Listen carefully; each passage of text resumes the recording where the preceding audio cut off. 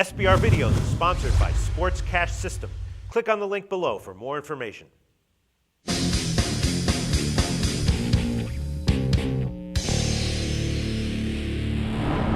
We're previewing Week 9 in college football here at SBRForum Videos. We're talking right now with Joe Duffy from OffshoreInsiders.com, and we're going to discuss the Boise BYU game. Joe, thanks for being back with us.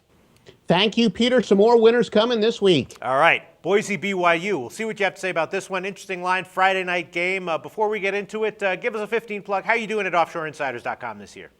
We're doing fantastic. One of our best angles applies quite a few times this weekend in college football, including one of the games that we cover, but we're going to have some premium plays based on that at OffshoreInsiders.com. Okay, sounds great. Boise at BYU, Friday night game. Now, BYU is a 7 or 7.5 point home favorite right now. Both are widely available on SBRodds.com if you do your line comparison. And Boise, of course, their starting quarterback last week, broke his ankle, and so he went down. But as we do often see in college football, the backup came in and, not really a step down, not really a loss. He was just as good. They got the win.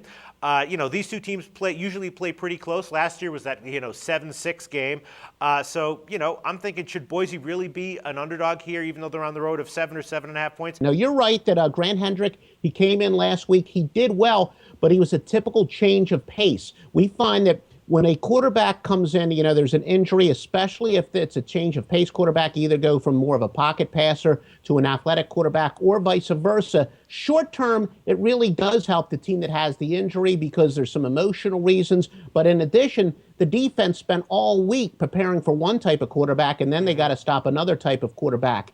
Will he be able to do it for a full game? That's a whole nother story, especially since BYU can prepare for him. And in fact, the last time that Hendrick played an entire game was 2009 in high school. So don't get too much of a false sense of security about the fact that he did play well. Also keep in mind, Boise State only one straight up road win this year. This is their toughest game since Washington. And by the way, we had Washington in that game as our Fox Sports 1 game of the year. Big Wise Guy play, one of our first of the entire season. So no, this is a tough spot for Boise, and a quarterback coming in and playing well when the defense didn't prepare for him is completely different than when they have an entire week to prepare for him. Right, that makes a ton of sense, Joe Duffy, but it's not just the quarterback, of course, and I feel like these two teams do tend just one way or another to play close games, to play very competitively, so I tend to like to take the underdog here. It sounds like you're leaning towards BYU -7, though. Yeah, no, you are right. They have played closely, but when they played closely, it was generally BYU playing a superior Boise State team closely. And I think my old Charles Atlas theory applies a little bit here. Maybe not a screaming example, but Charles Atlas, for you young folks, he was, they used to advertise in comic books. He had the sand kicked in his face, and then he did all his bodybuilding exercises and went back and beat up the bully. Well, Boise State, for years, they were the best non-BCS team far and away.